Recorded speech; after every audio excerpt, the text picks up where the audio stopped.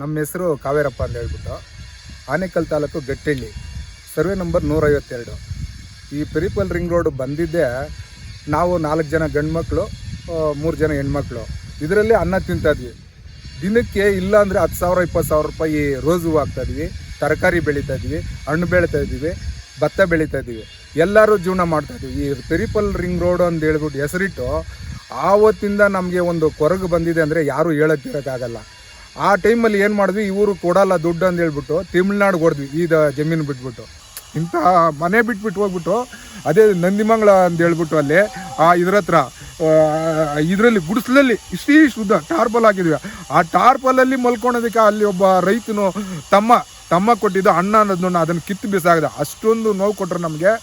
ಅಲ್ಲಿ ರೈತರು ನಮಗೆ ಮೋಸ ಮಾಡಿಬಿಟ್ರು.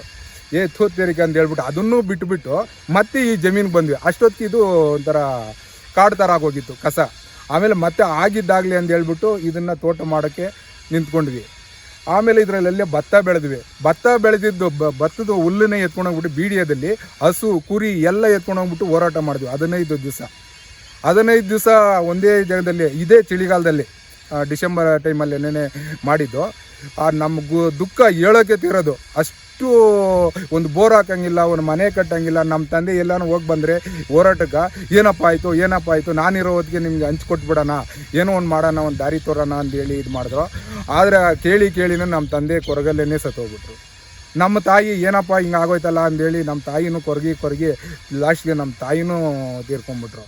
ನಾವು ಕೊಟ್ಟಿರೋ ಬಾಧೆ ಯಾರಿಗೂ ಶತ್ರುಗಳಿಗೂ ಬೇಡ. ಇವ್ರು ಮಾಡಿರೋದು 20 ವರ್ಷ ಅಂದರೆ ಸುಮಾರು ಈ ಪ್ರಾಜೆಕ್ಟ್ ಇರೋದು ಒಂದು 5 ವರ್ಷ ಅಕಸ್ಮಾತ್ ಒಂದು ವ್ಯಾಲಿಡು.